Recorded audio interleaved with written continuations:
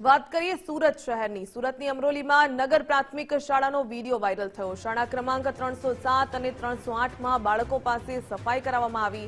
વિદ્યાર્થીઓને શ્રમદાનના નામે મજૂરી કરાવતા હોય તે પ્રકારનો વિડીયો સામે આવ્યો। વાયરલ વિડીયોને લઈને ગુજરાત ફર્સ્ટ શાળાની મુલાકાત લીધી। શાળાના આચાર્ય વિડીયો તેમની જ શાળાનો હોવાનું કબૂલ્યું।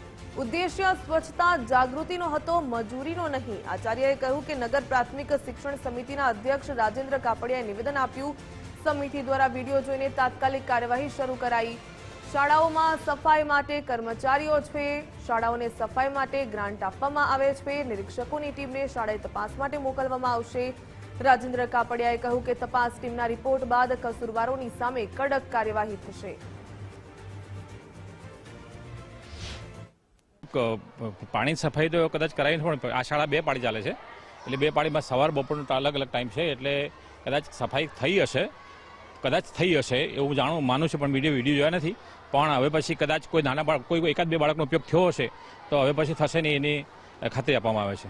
સાહેબ ભૂલ કદાચ થઈ હશે પણ હવે પછી કરવામાં નહીં આવે। સાહેબ સ્વચ્છતા બાબતમાં છે ને સુરતને ટોપ પર લઈ જવા માટે શાળાઓમાં બહુ દબાણ ચાલે છે, એટલે સ્વચ્છતા રાખવાની જરૂર છે। એટલે શિક્ષકો, કામદાર સફાઈ કામદાર, શિક્ષકોને કદાચ કોઈ એકાદ 2-4 બાળકોનો ઉપયોગ કર્યો હશે એકાદ વખત, પણ અને એ ટાઈમે સેમ ટાઈમે પાછો વિડીયો ઉતાર્યો હશે, એટલે ખ્યાલ નથી મને। પણ હવે પછી કંઈ કદાચ થયું હશે મને આઈડિયા નથી, પણ એના પછી આવું કોઈ ઘટના બનાવવામાં આવશે નહીં એ હું ખાતરી આપું શાળા આચાર્ય તરીકે। એની મિટિંગો થાય છે અને મિટિંગોમાં કહેવામાં આવે છે કે ક્યાંય ધૂળ નહીં આવવું જોઈએ, કચું નહીં હોવું જોઈએ, એટલે શિક્ષકો અને બાળકો અને આચાર્ય બધા ભેગા થઈને સ્વચ્છતા કરતા હોય છે। પણ એ બાળકોનો ઉપયોગ ઓછો, માનો કે 4-5 વખત 4-5 બાળકો એકાદ વખત કર્યો હશે, બાકી બાળકોનો ઉપયોગ કરવામાં આવતો નથી, બાળકોને ભણવાનું કામ આપવામાં આવે છે। અમરોલીની સરકારી શાળામાં વિદ્યાર્થીઓ પાસે સાફ સફાઈ કરાવવામાં આવી રહી છે અને આ વિડીયો છે તે સુરતના સોશિયલ મીડિયા ઉપર વાયરલ થયો છે। વાયરલ વિડીયોને લઈને સમિતિના અધ્યક્ષ રાજેન્દ્ર કાપડિયા શું કહી રહ્યા છે, આપણે સીધી વાત કરીશું તેમના જોડે। જી રાજેન્દ્રભાઈ, આપણા માધ્યમ દ્વારા, વિડીયોના માધ્યમ દ્વારા જાણવા મળ્યું કે શાળા નંબર 307 અને 308માં વિદ્યાર્થીઓ પાસે સફાઈ કરાવવામાં આવી રહી છે, તો એમાં જે પણ જવાબદાર હશે એની સામે પગલાં લેવામાં આવશે। સમિતિએ હમણાં જ સફાઈની ગ્રાન્ટમાં પણ વધારો કર્યો છે, તો આ બાળકો પાસે આવી રીતે સફાઈ કરાવવી યોગ્ય નથી। સફાઈ કર્મચારીઓને પગાર આપીને સફાઈ કરાવી શકાય। સાહેબ, આચાર્યનું કહેવું એમ છે કે સ્વચ્છતાને લઈને આ બાળકો પાસે સાફ સફાઈ કરાવવામાં આવી હતી।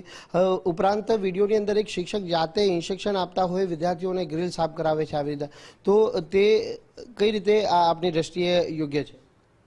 હમણાં સ્વચ્છતા અભિયાનનું પણ કામ ચાલે છે, એટલે શાળામાં સ્વચ્છતા રાખવાની જવાબદારી આચાર્યની હોય છે, ત્યાં રાખેલા માણસોની હોય છે, પરંતુ આ રીતે બાળકો પાસે સફાઈ કરાવવી એ યોગ્ય નથી।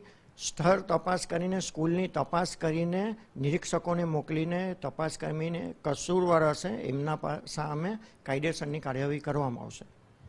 આ સિવાય જો અન્ય શાળાની અંદર પણ આ પ્રકારની જો માહિતી સામે આવશે તો તેવા સંજોગોની અંદર સમિતિનું કડક વલણ તમારા માધ્યમથી આ જાણવા મળ્યું છે, તો હું અને શાસનાધિકારીએ એક પરિપત્ર કરીને ચોક્કસ દરેક શાળાઓને જાણ કરવામાં આવશે કે આ રીતે બાળકો પાસે સફાઈ કરાવવી યોગ્ય નથી।